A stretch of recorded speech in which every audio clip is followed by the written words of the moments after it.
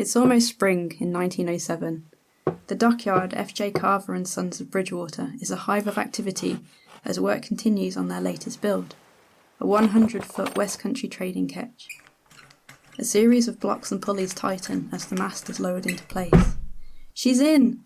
sounds a cry from the depths. This moment of satisfaction is punctured by a feeling of finality amongst the shipwrights. This is the last ship to be built at this yard. On the dockside, Mr. Colthurst Simons of Simons of Bridgewater, a local brick and tile manufacturer, stands and watches the activity along with his daughter. He is about to make the final payment on his new acquisition. He awaits the clerk with the correct papers as the master shipwright asks, "So what are you going to name her?" Colthurst looks at his daughter. "Irene," he replies. She smiles and blushes. What a beautiful story, Jess. Thank you so much. I feel like I was right back there. Lovely to come down to after a gruelling 10-hour watch on board this lovely boat in the middle of the channel, past Jersey. Yep, just come past Jersey. We've taken off our waterproofs. Freezing cold. And I'm ready for an hour of podcasting. Yep. Let's introduce ourselves. I am Hannah Herford, bosun of the vessel. And I am first mate Jess Clay. And what will we be talking about today? Today we will continue the story about Irene. We'll be talking about how spending time on boats and around water can affect your mental well-being, both positively and negatively, with guest Rebecca Sykes. And we'll be sharing some of the interesting and good news that's going on in the industry at the moment. I'm here for it. Shall we grab a cup of tea and get going?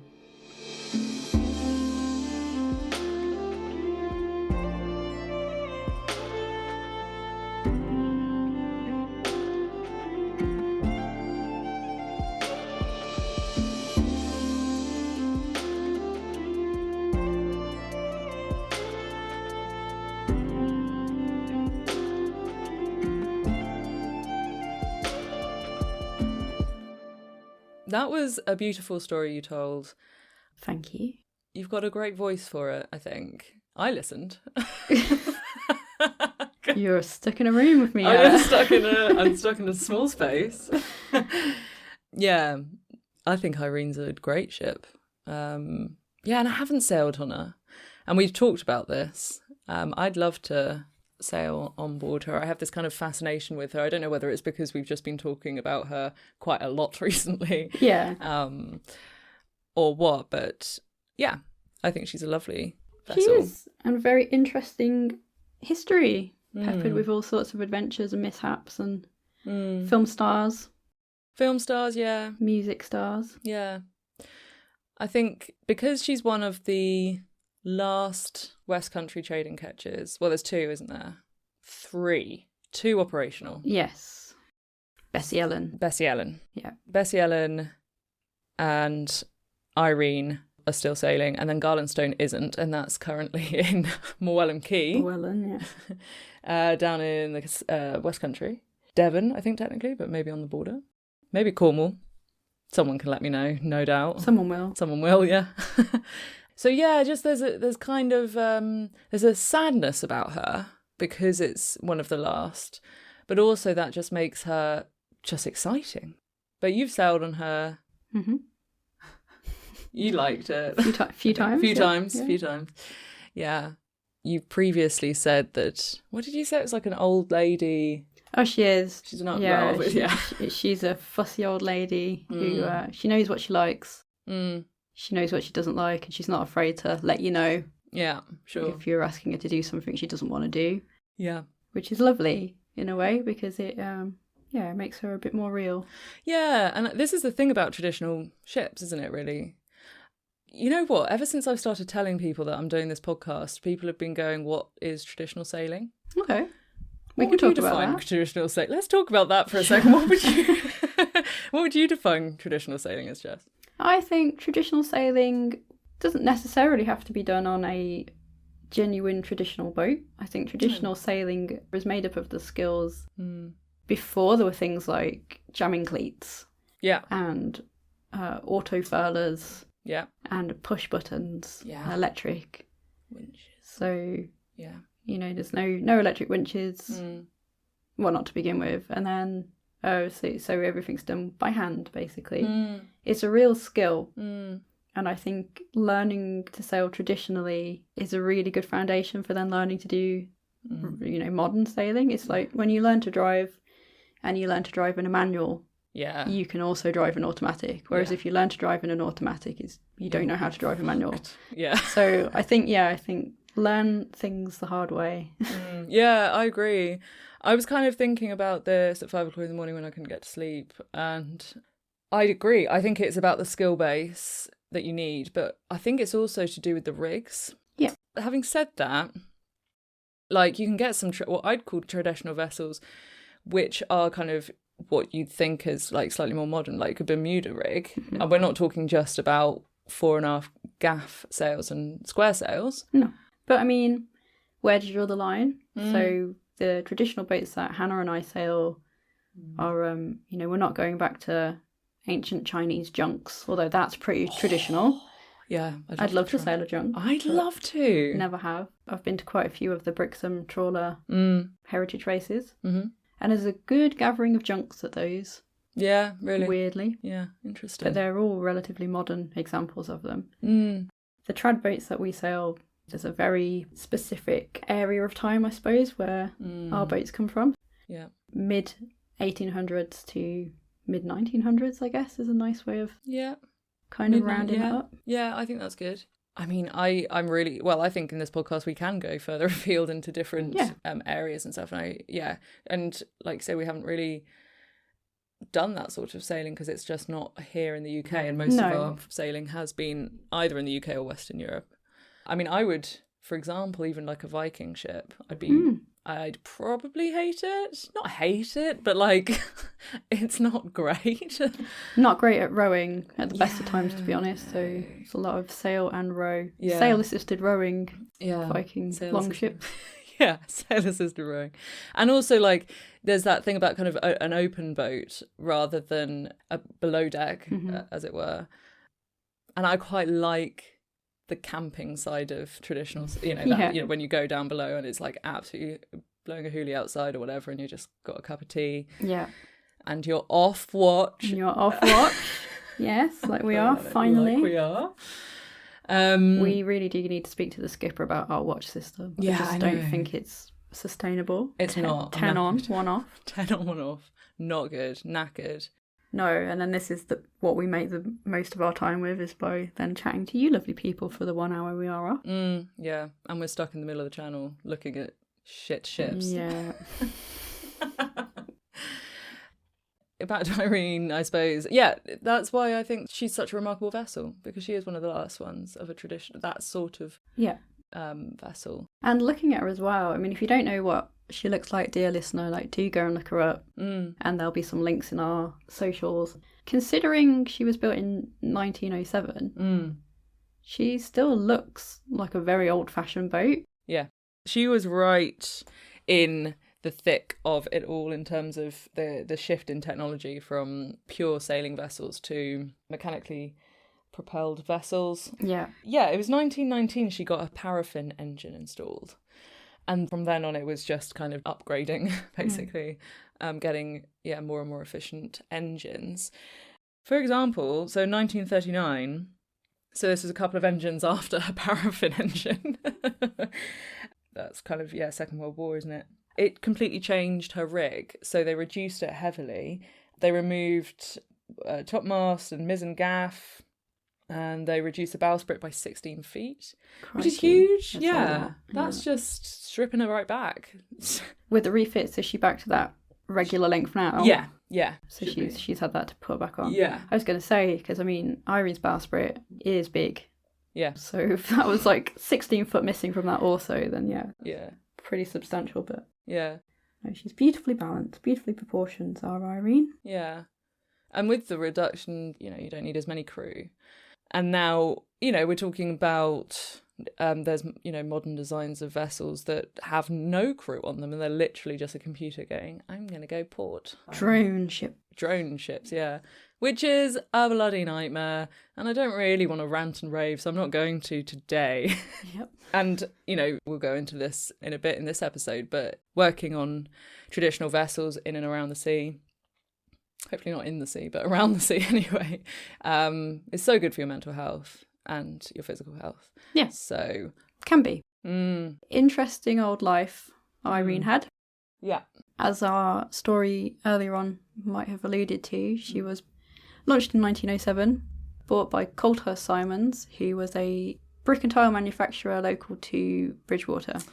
Yes, and brick and tiles were a common cargo at that time. They were very dangerous one as well. Dangerous, yeah. Yeah. Go on. You can tell that story better than me. There's a good reason that Irene and Bessie are the only two left, I suppose, in operation. Yeah. So the problem with shipping bricks and tiles is, being a wooden boat, most of them are a bit leaky. Mm-hmm.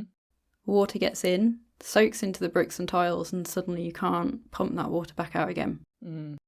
So the weight of the boat is just getting greater and greater and greater, and can't get rid of it. So many of these Westcountry trading ketches ended up sinking, breaking their backs. I know it is a serious topic, but while you were describing that, I suddenly had this flash of like a traditional vessel with like big Mickey Mouse arms doing front crawl towards Bristol, just trying to, as it slowly sank. Okay. Obviously that isn't the case. But, although we will be talking about paddle boats later on. Yes, so true. Maybe that's where that idea's come. You really haven't slept well, have you? I haven't slept well, no. And it's all a bit, it's quite hot in here. It's hot in here. It is hot in here. Shall I open something? No. No, we can't. Traffic. Can't put the sea traffic noise in. We'll break the illusion. All those sea buses going by and the sea ambulances. Sea ambulance. Yeah, no. So we'll suffer. That's fine. So yeah, early life, she spent a lot of time moving cargo. She would move cargo up and down the west coast of England. She spent some time over in Ireland. She spent some time over in London.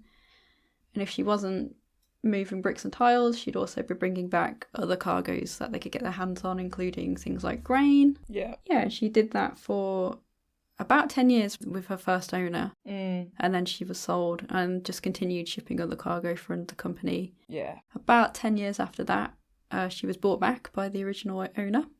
Which is interesting. You don't get that a lot. And actually this happens later in her history as well, doesn't it? Like these people become kind of slightly obsessed with her and just want to see her survive. Well, I wonder, do you think because Colthurst named her after his daughter, yes, there was quite a connection there? Yeah. I mean, I don't know anything about her really when she wasn't owned by them. Yeah. So maybe he saw her and the condition was deteriorating, and obviously there was that link there, so maybe he bought her back for that reason. That's nice. I didn't even think of that, Jess. I hope that's what happened. Yeah. But she continued to work then for another few years. Well, yeah. With them, which was nice. Yeah. Well, and I've got down here that her last cargo was 1961, which jumps decades after that. Do you know what she carried? No. So it's half information, but we'll put all of our sources, by the way, everyone. We have done, this isn't just making it up, we have done a bit of research, so we'll link all of our sources in the description. But yeah, so she kept trading way, way into the 20th century, which is lovely. Yeah. And then she was somewhat abandoned. I mean, it's amazing that she continued to trade cargo for that long, to be honest, because everything, like, pretty much after even the First World War, everything just went straight to machine-powered engines, machine-powered vessels. But anyway, in 1965, another phase in her life started, and she was found by Dr. Leslie Morrish, who now is part of her history and, like, very, very heavily woven into her tapestry. Yeah, definitely. Yeah, so, and you never met him, did you? I didn't know, and he sadly passed away last year, I believe, despite having worked on Irene during the last couple of years of his life. Yeah. I never actually got a chance to meet him, but I've heard he was a very quirky man. Sure. Yeah, lots of fun stories about Dr. Leslie. Yeah. Yeah. I mean, it's amazing he found her and he restored her like he did. He basically moved her kind of around the country a bit, I think, as the restoration in the 60s went on, but kind of Middlesex and Bristol and Gloucester and stuff. But on her way up to Brentford and Middlesex, it was a bit of a catastrophe. Yeah. Well, yes. Yeah, Just a bit. it certainly was. It was a catastrophe. For many, many people. Yeah. Yeah, so up she comes, sailing up the Thames. Merrily sailing up, gets to Hammersmith Bridge. Now, this is where things become a bit complicated, but I think what happened is she rammed into a girder, Yeah. the bridge. Which lifted her bow, I believe. Lifted her bow up, Yeah, I believe so. like some sort of whale. Breach. Breached whale. The bowsprit struck through Yeah. the bridge, I suppose, and basically it was mayhem. There was a gas main that was fractured. The pavement was obliterated. It was rush hour. Bridge was closed. Bridge was closed. Yeah, middle of London. Bridge is closed at rush hour. 10,000 homes in South London were cut off from gas. 10,000. 10,000 houses. So, and people think traditional boats aren't, important. They are. And I'm not saying that they're there just to cause mayhem, but you got to know that they're around. Oh yeah, they certainly grabbed the headline. Yeah, exactly. So she made a huge entrance into London and then, was kind of refitted. That's all through the 60s, 70s and early 80s. 70s and 80s, she was pretty much kind of a liveaboard, really, as far as I understand it, for Dr. Leslie and his family, and just kind of a project. And then in 1998, she set sail for the Caribbean, which is exciting. I've never sailed in the Caribbean, and I would love to. I mean, the wind's meant to be amazing. Hot. Islands. Rum. Sunshine. I don't want to lean too heavily into stereotypes, but there's a reason why sailors like... Yeah. Do you like rum? I like rum in things. No, Jess, no. Like a mojito. No, that's not what I mean. I like pina colada. Oh, for Is that God's rum? sake. Do you like Dancing in the Rain? I love dancing in the rain. Yeah. Yeah. Okay, well, we'll have to just, find... To be honest, Mo, I drink champagne by the pint. Oh, okay. So... Yeah, no, that's fair enough. Or nothing. Champagne or nothing. Champagne. Pint of champagne or nothing. Cheers. Cheers. Yeah, and in the Caribbean, she had a great time. She hosted rock stars, film stars. Yeah. She herself was a star Yes. in Pirates of the Caribbean. Beautiful. Yep. Mick Jagger, though, that's pretty cool. Yes. And Pierce Brosnan. Do you think celebrities go on traditional vessels now? I'd love them to. I mean, yeah, I'm sure they do. Yeah, I bet there's a few. I mean, depends what you class as a celebrity. Us? No. Sorry. One day, Hannah. One day. Sorry. This is episode 1. Okay. Yeah. But Amelie Rose, which is a pilot cutter, she hosted the Hungry Sailors TV show. Oh, that's cool. So that was the boat. Amelie was the boat in Hungry Sailors. So, they're certainly in film. Yeah. Oh, Eye of the Wind, White Squall. What's White Squall? What's White Squall? It's got Jeff Bridges in it. White Squall. Squall. Right, okay. Squall. White. I thought you said White Squall. I was going to say that sounds awful. Yeah, that's not a good film. No, White Squall. Okay. I think it's based on a true story. It's quite sad, and there's a bit at the end which I have seared into my mind. And I suppose the thing is, my partner Alistair likes to watch these kind of slightly dramatic sailing films, and it gets me down, so I tend not to. Yeah. But well, while she was out there in the Caribbean, around 2003, she actually suffered a pretty intense fire. Yeah. Devastating fire. Burnt down to the waterline. And that's huge. Just to reiterate, she is a wooden ship. Wooden ship, yeah. Just to underline that. No, absolutely devastating. And later sank. I think most boat owners would have thought, well, that's the end of that then. But I think testament to Dr. Leslie, he was the one who said, nope, Surveyor put a full deck on her and will tow her home. Yeah. 3,000 miles. Amazing, really. Like, it is really those people that are just so inspiring, and it's just great.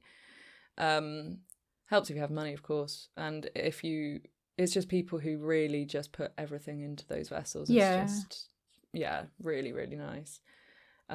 Super passionate about the boat, Dr. Leslie. Yeah, which is lovely.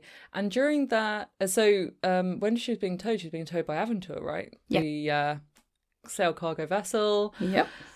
Now, I heard a big sigh there, Jess. I wasn't sighing. You really like sail cargo. Sail cargo. So I've previously worked with sail cargo vessels. Aventur is quite a well-known one, and at this time, she would have been shipping cargo herself. She does have an engine, but she predominantly uses wind power. And I'll stop there. That's where full stop. We're going to do an entire episode about sail cargo. It's just going to be Hannah rocking back and forward.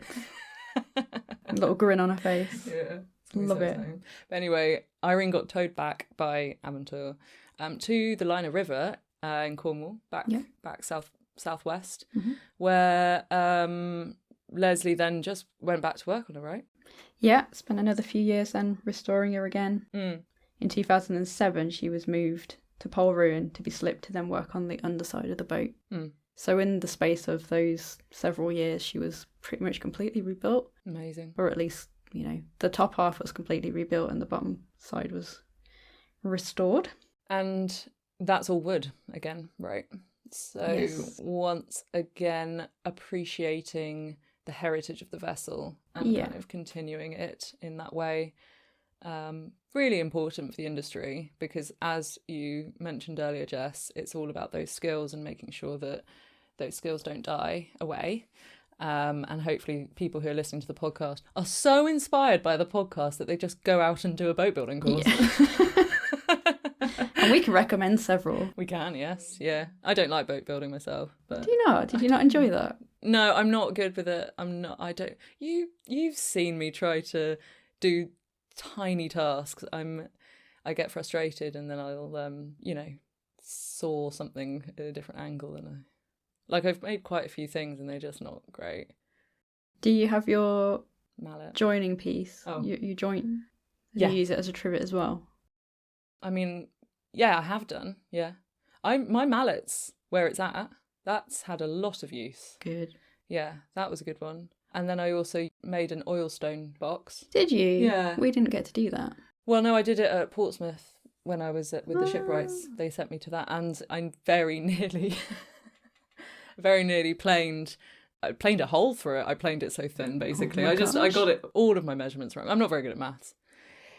So, anyway, that's for another episode again as well. You know what? If it does the job, you've done it right. Well, and it does. It does. It's got an oilstone in it. Well, there you go. Yeah. You ever used it? No. Yeah. Dr. Leslie to the rescue again there, and then up until kind of around now, she's pretty much been used for charter. Mm-hmm. She dipped her toe in the sail cargo world in 2012 with New Dawn Traders, which is obviously exciting. But For some of us. For some of us. Yeah, more recently she's just been doing charters, and it's pretty much around the southwest, right? Yeah, predominantly. Yeah. Well, I did a whole 4 weeks of back-to-back trips to the Scillies with her. That was from Newlyn, which isn't her home base, but that's where she was based during those months because it's a lot quicker rather than rounding the Lizard. Sure. Yeah, I think she does the French festivals, although I'm not sure if she's done those for a while. I know she sailed up in Scotland a bit as well. Yeah. But I've only really sailed her Cornwall, Scillies. Yeah. 2022, she was under the management of a mental health charity based in Cornwall, and they were offering mental wellbeing trips, which were fab. Yeah. Really, really great idea. There was a therapist on board. Yes. Rebecca Sykes, who we're talking to in a little while. Yeah. She's been first mate, relief first mate, along with Tori, good friend of mine. Yeah. Yeah, so they had therapists on board, and anyone really could get in touch and say, look, I just need a bit of time out. They could get in touch and come aboard the boat for a charter, which is just like any other charter, but there was also therapists on board. Time would be taken out in the day to go through some mindfulness practices, check-ins, just to see how everyone's doing. Yeah, really, really nice concept, and I think it was very useful for a lot of people. Yeah, absolutely. Loads of good feedback about that. So hopefully something they will look at doing again. Yeah. I think it's really important. Like you said, we talked to Rebecca, so we'll go into that into more detail there. But there's a real kind of interesting juxtaposition with sailing and mental health in that it is beneficial for you to be around water and doing the physical stuff that comes with traditional sailing, all that stuff. Yeah, good for mind, good for body, good for soul. And then it can be very, very strenuous and hard work. Yeah. So it's that kind of constant balance between making sure you're okay, the team's okay, and it's not breaking down. And it's just great. It puts you in such a unique position as a person. Like, you don't experience that anywhere else. No. Yeah, I'd love to see some more mental health stuff coming out, working alongside sailing vessels. Yeah, definitely. Yeah, it was interesting to think how I could bring some of the practices I picked up with the mental health charity and bring them to some of the other boats I work on. Yeah, definitely. That's not going to be ideal for a lot of people. I think on some of the other vessels, people are on holiday. They don't want to have to think about opening up to a group, which is fine. Yeah. But yeah, I think definitely looking at good mental health practices for the crew of boats was something that came up during my time on Irene. Yeah. And I don't think you realise quite how hard work it can be until you're in a situation like that where you're taking time out and thinking about, actually, no, it's been a stressful time. Yeah. Or it's been a really stressful trip, or like this has happened, or I don't know this, or I'm feeling this way. Yeah, absolutely. A lot of the time you just hold that inside. Yeah. So yeah, excited to speak to Rebecca shortly.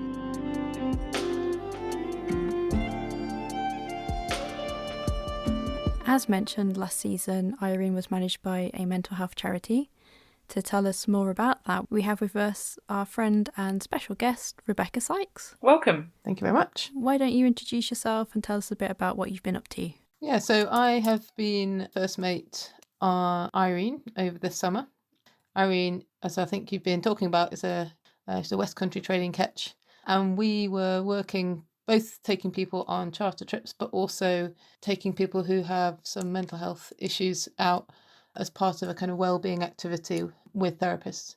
So it had a blue health focus, but generally all trips, really feed into this kind of concept of blue health. Could you just roughly describe what you mean by blue health? I'm really glad you asked, because quite frankly, it's a little bit of a vague term, and I'm not a research expert in blue health, although there is a research project that's being carried out by the University of Exeter. But I think the fact that it's still quite a fluid term is in some ways helpful, but it also means that lots of things come under the banner of it. Effectively, it's saying that we have generally better mental health and well-being if we live by the coast or maybe by some freshwater systems. We all need access to nature, really, for our health and our well-being, and that generally people who live close to the coast have a better mental health or well-being. And there have been kind of large-scale studies that have looked into this. And I think most of those have really been to support things like planning and the evaluation of the value of things like ecosystem services. So like the value to people of being able to access the coast for mental health, as opposed to, say, providing mental health services through other mechanisms, maybe like more like medicalised mechanisms. But blue health has this, I suppose, development from these large-scale studies, and then people also look at it and go, well, actually, how does that work then for individual people? So some of my research this summer has been from my own personal perspective about the value of water, being on the sea, being by the sea, sailing for me.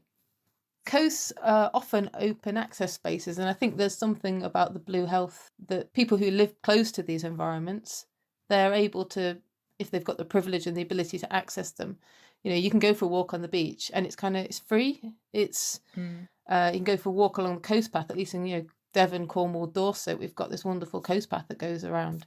So I think there's also something about access to open spaces that happens on the coast that perhaps is a bit less so if you live in some, especially urban areas. Yeah. When you're out on the coast, you've got a lot quieter environment. You're accessing nature and things like that.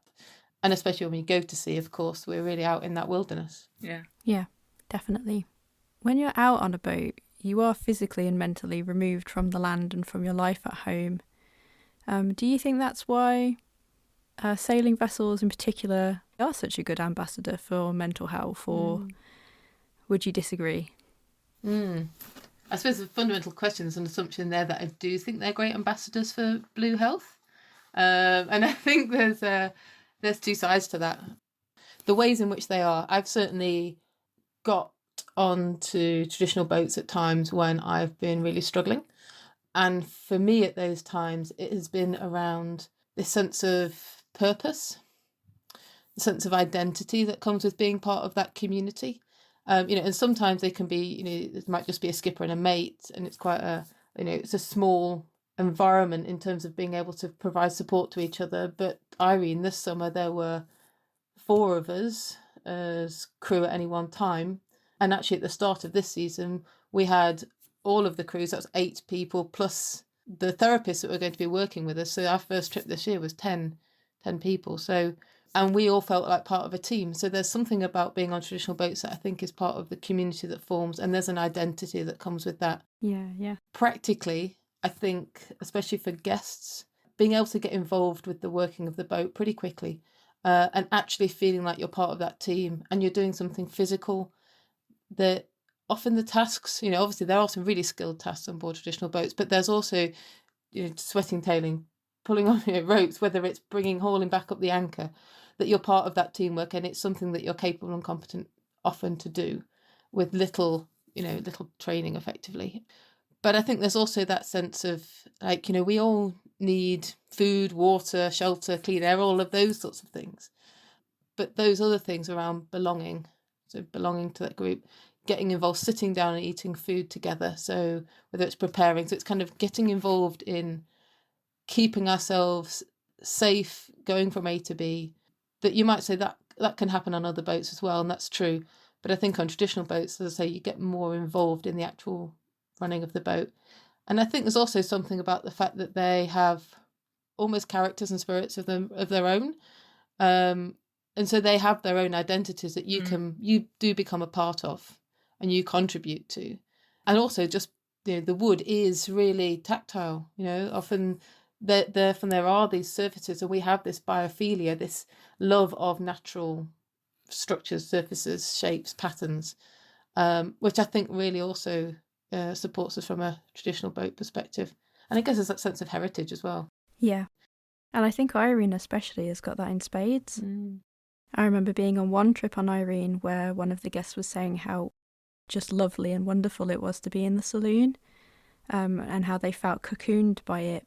Obviously, if our listeners don't know, Irene is very much kitted out in wood. She is. Her saloon is beautifully wood panelled. I definitely think you've touched on something there. And you're saying about boats having different kinds of personalities. Irene definitely does. Yeah. If Irene doesn't want to do something, as we said earlier, she won't. Yeah. She is a lovely boat, though. We love her to bits. I've had some of the best moments of my life on board a traditional vessel, but I've also had some of the worst, mentally as well. And I didn't want to drop into this too quickly, but I think it is interesting because, so I studied history at university, and I was fascinated by the social identities that are created when you're on board. Back in Nelson's Navy, you had kind of the captain who was God, and, all of these different archetypes. But then you had men doing very traditionally feminine things, they were mending, they were baking. And I think there's this kind of level of expectation when it comes to traditional sailing. And there's this kind of idea that you have to be able-bodied to be able to carry out some of the tasks. Obviously, it depends on each person that comes aboard. Sometimes their mental health might not be great, and that might dictate their experience. But do you think there needs to be kind of extra training for captains, first mates, maybe cooks, well, the crew, I suppose, to be able to be there to support people who aren't doing so well? Or do you feel like that's naturally created? I think all of these things are in degrees. They're all it's all like we're part of a spectrum. In that I've been on just normal charter trips, not on Irene, before on pilot cutters and things, where there are people that almost have quite profound experiences and maybe weren't struggling to the degree that maybe some people are living with, ongoing issues of trauma and things in the more severe end, but just, living life, but life is difficult. Systemically in society, there are all sorts of issues that are really causing people lots of personal trauma, and going away just even on a charter trip can be a profound change for people. I think that you could say, okay, we might need some individual sense of training for those people that do work with people with particularly severe difficulties, and we had that at the start of this year. We had some training sessions with the therapists for the crews that were on Irene, where they explained some of the issues around, what might you expect, and actually sort of, addressing some of our own fears, because it's likely that people might share some of their concerns with you in that space. I suppose what I'm trying to get at, though, is that perhaps more widely there's also a need for a bit of a culture change around how we are on board traditional boats, how we maybe are in the maritime industry more generally, challenging some of those stereotypes perhaps around being able-bodied, but also around being kind of the capable, the competent, the strong, and needing to be that all of the time. People have difficult days, and that's maybe just that small end of what the larger issues are. But taking people out into that environment at sea, it's a challenging environment. As you say, a lot of people don't have any familiarity with it, and those of us who do go, it is a privilege really to be able to get to sea. I think it's not accessible for a lot of people, but in that taking people to sea, we are holding people in this, it often describes as a liminal space. They are supported by those crews. And so I think that there needs to be that culture change to enable crews themselves to be able to hold those emotions with more care. We've had check-ins this year at times when we've had the wellbeing trips with people with mental health issues, but also for the crew themselves separately when there are no guests on board, to perhaps share some of, how are we today, what's going on. And that's been introduced, and it has been a challenge for some people because we're not used to being vulnerable in these spaces, which are places of employment. Perhaps they are places of very masculine values, you might say, and so being able to say, actually, I really felt anxious there because I didn't think I was going to be good enough. That's quite a hard thing for some people to say. But that vulnerability of being able to say that does then allow for other people perhaps to also be vulnerable as well. The flip side of that, I think, is this holding space for people who are not familiar with those environments. And there's something about them to be able to feel like they can trust the crew. So they've got to feel like they can identify and they can be vulnerable, but at the same time know that actually we have training around the skills that we have around maybe being a skipper or a first mate, whatever it happens to be, that we can actually hold them in a relative degree of safety, given that it is obviously an inherently it's not a normal environment for humans, is it really, being out at sea? Yeah. I joined Irene at the very end of my season last year. I'd had a busy year on Pilgrim as first mate and as galley manager, which basically meant cook. And I think the difference between what I'm going to put in air quotes, a normal charter versus a wellbeing trip, we have therapists on board, we have guests who may be struggling in some way on board. The difference is on Pilgrim, to feel professional, I felt like I had to come across like I had everything under control. I knew everything, I knew all of the plan for the day. And most of the time I didn't. You make a plan and then the weather really dictates what actually happened. And due to that, it's a very dynamic work environment. You have to be able to say, oh yeah, no, that's fine.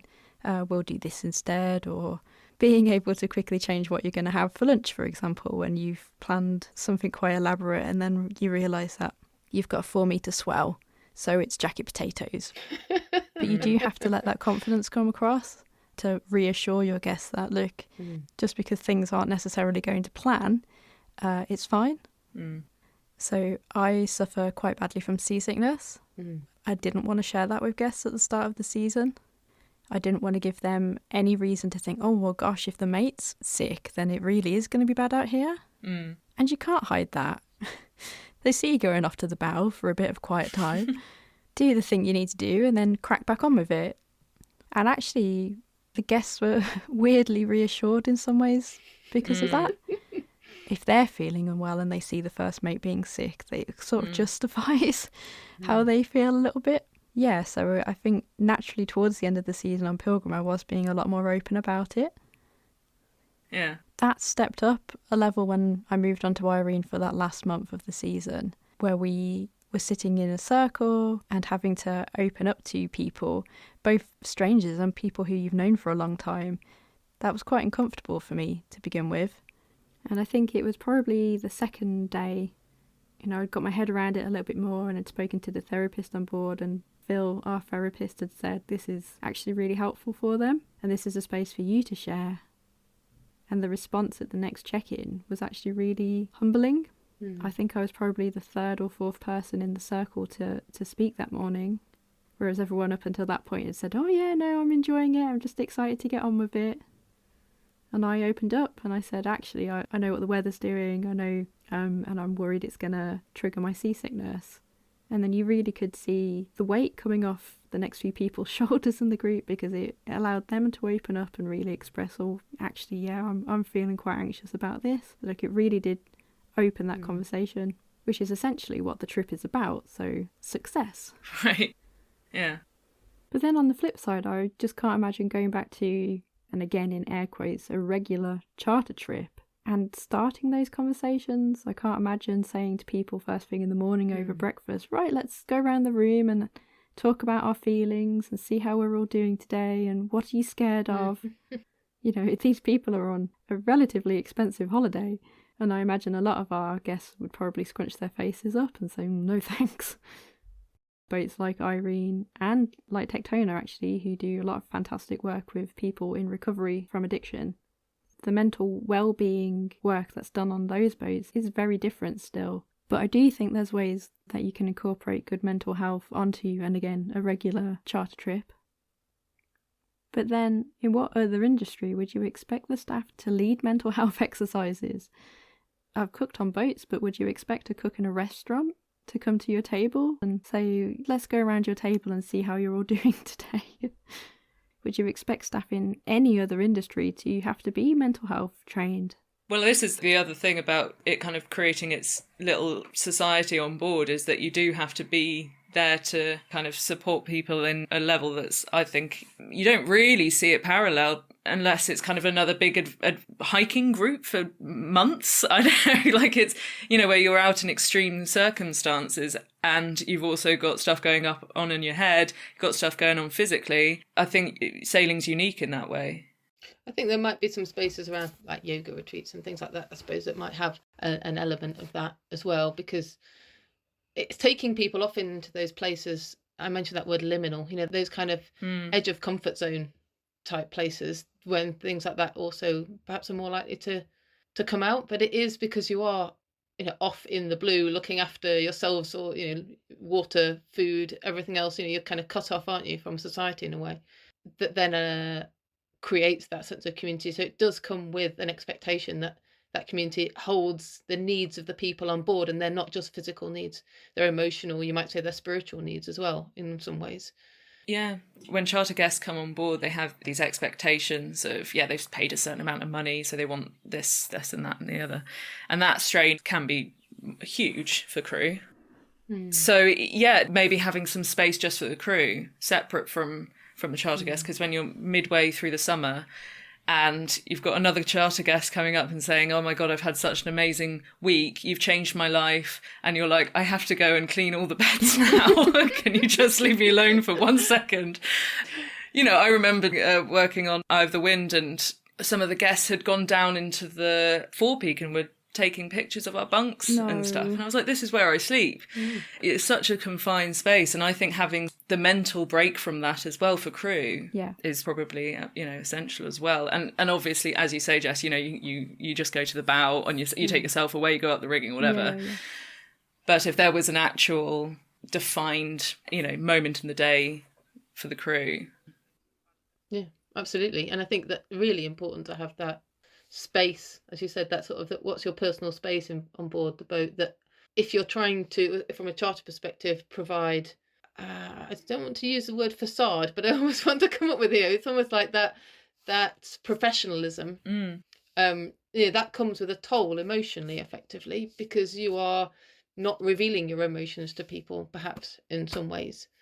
And I don't know whether that idea of professionalism needs to change, whether it is different to what I'm even portraying as saying, actually, you need to hide emotions. But I think in some ways that's to me what it has felt like. You don't reveal when you're feeling bad or you're feeling seasick or something like that. Because of that, you need to go and process those emotions another time. And where else do you go and do that? So yeah, time and a place, a private place on board. And there are people that I've met that certainly have wanted to be on boats that had a crew only quarters that they could literally shut the door on, which isn't available on all boats. Obviously, some of the smaller boats, the pilot cutters and things, don't necessarily have that. No, not unless you can get up to the spreaders up the mast. End of the bowsprit. Hold on. Just hold on to the top mast. Just don't let go. I'm not coming down. I'll say though, it is kind of a pity that not more boats allow guests to go up the rig. I know there's a lot of reasons for and against it. My very first experience on a boat was on board Morganster for a tall ships race. And after meeting everyone in the evening and having your first night, we were up and ready to go for the morning the next day. And the first thing they said was, right, up you go. And as a complete noob, you're a little bit like, I'm sorry, what? And they said, well, we're not going anywhere unless the sails are set. And the sails aren't set until you get up there, so off you go. And that was genuinely one of the defining moments of me deciding to do this as a career. It was such a completely alien and out of my comfort zone thing to do. When you get up to the top of that mast and you're looking out over everything, it's a real wow moment. And I couldn't believe that people got paid to do this every day. And there is definitely something about being alone up the mast. It's a really special place to be because you're in a very small percentage of people who have stood atop a mast on a tall ship. And, mental health wise, that's quite a thing. It's a hell of a challenge to overcome and a really lovely reward for it. Yeah. I mean, if you're in the middle of the ocean and just seeing nothing. I love it. Talking to some people, on land, they're like, I think it would drive some people nuts. Yeah. Like they just can't deal with it. They can't deal with that space. Yeah, it is completely something that, it's so unique now in this society, isn't it, really? That experience. I remember having a conversation with my skipper on Pilgrim, Richard, about eyesight and wondering whether or not sailors had better long distance eyesight than the average person. Oh. Because they're so used to using those muscles to look further, to look right to the horizon. And you think in a city where you've got buildings, skyscrapers and stuff right in front of your face all the time, unless you climb up a mountain, it's not very often you see as far as you possibly can, as far as the horizon. So, not just mental health, but also good eye health. Eye health. This could be a topic for a whole another podcast. That's another podcast. It's like there's no separation though, is there really, from your physical health in your mental health? And like this is like, so yeah, eye health definitely is in there. But also like the going up the mast, it's like, I also, one part of my MA and my thesis this summer has also been about sea swimming. And how many people have we seen, increasing numbers of people go sea swimming or swimming in lakes and rivers and things. And I think there's something about that sense of achievement, going, I can just swim a little bit further, or I get in and it's a little bit cold. And obviously the people looking at the physiological effects of cold water and, the benefits to health and all that. But also there's that sense of, often it's groups of women getting together. So the community building, there's also that sense of just like, the achievement, overcoming those fears, so like that sense of bravery, but also that kind of humility, and you're just enveloped in this cold water, obviously, but at the same time, I've done it, I've got in, achieved that. So like getting to the top of the mast or climbing out on the net of Irene earlier this year to go and hang on. We were like putting on like the very furthest out on the end of the bowsprit jib, and it was like, right, okay, we're going to get all the way out to the end, and hang this thing on. And it was just this phenomenal feeling of being out there right on the front of the boats, piling along, looking down, seeing all the water, parting around the stem, and just going, this is mad, this is phenomenal. So yeah, that sense of achievement, I think, is also really valuable. And like I was saying earlier, going, well, actually, people can pick things up quite quickly. And then they're in this sense of flow. You know, people talking like you've got to find your flow in life, you know, the thing that you kind of, you know, you're good at, you don't really have to think about too much and you just keep doing it. And it gives you this kind of, oh yeah, I'm in my zone, you know, whatever. Yeah, you can do that. You're sweating a mane up or something like that. It's, yeah, it's a physical process, but you're also repeated this pattern. And when you're done, you turn around and there's this like, you know, sea of canvas in the air. You go, oh, crikey. You see the pride on people's faces as well. I think the first time a new group get a sail up, and, you know, on Pilgrim, we always start with the mizzen and we say, look, that was the starter. Yeah. So get your breath back and now it's time for the main. Yeah. And people look at you like, are you serious? Mm-hmm. But that sense of achievement that they get when they stand back and they look at what they've just achieved and they see all that canvas in the air for the first time after, you know, however long it takes. But everybody takes a step back after a sales set and you see that pride in their faces and they know, yeah, I did that. We did that as a team. They kind of understand at that point how special it is to be on a tour ship. Mm.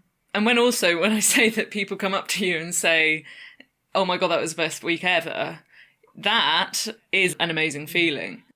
But just before you change the beds, just before you go and clean the heads, and they want to take your details and they're like, oh, I've got photos I'll send to you. And you're like, I'm literally got another week. You know, I've got weeks ahead of the same thing. But for people, it's just one of the most memorable moments.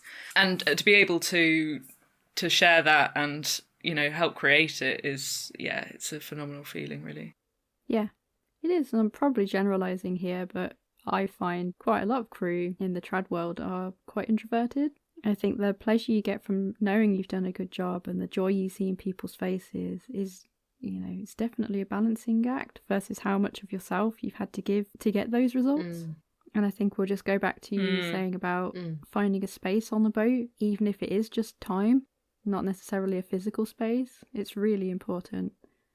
And I think once I'd been up a day, in the galley, up on deck, trading the trainee, and all of the other things that go with a normal day on board a tour ship, you know, there was a definite line at sort of 10 o'clock at night where I had had enough. You have to be firm but kind and say, no, I'm sorry, I'm going to bed now.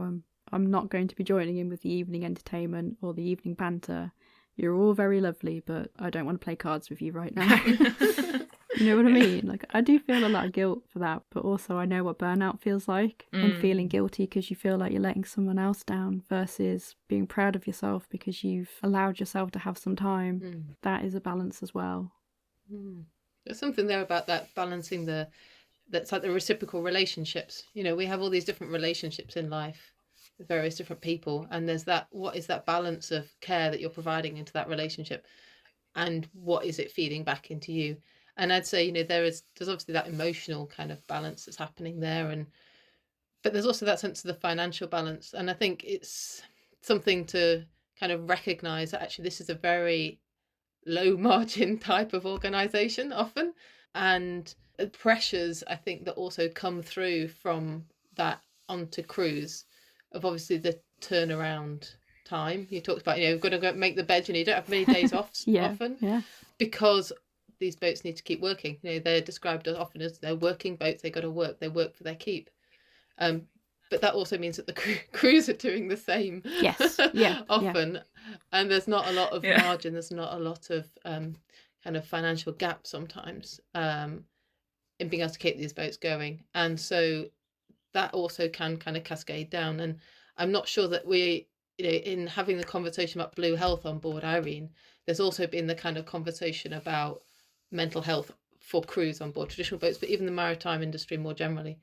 And, you know, often it's not good.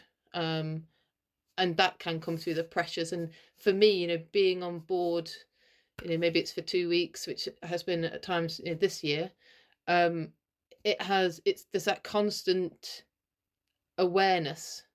You know, we've got to keep the boat functional, the system's functional, your things are breaking, you're fixing things or whatever, you know, you're always aware somehow. Often we don't have a lot of, you know, you have downtime in the evening, but then you're having a shower or you're getting your laundry sorted or whatever it happened to be. And if you've got crews on board for, you know, a whole week, obviously you don't have a lot of downtime in the evening. So there's something there that, blue health doesn't necessarily mean that everybody who goes to sea has brilliant mental health. That's what I'm getting at. Yeah, definitely. And actually, after 2 weeks on board, I often wanted to get off and go and see some green things. Because it's like, where are the trees? Or I need to go for a walk and smell. And my sense of smell is really heightened then when I get back on land. So it's interesting that how our physiology also, I think, adapts when we're in those environments, but it doesn't necessarily support our mental health all of the time. Definitely some food for thought there. Thank you, Bex. Thank you. Thank you. That's definitely not the end of the conversation. No, and we would love to hear from you, dear listener. What are your thoughts on incorporating more structured wellbeing practices on board, either as crew or guests or whatever role you have in the industry? And does that fill you with a kind of excitement about a changing industry, or does that fill you with horror and fear and make you want to jump overboard? We would love to hear from you on this subject.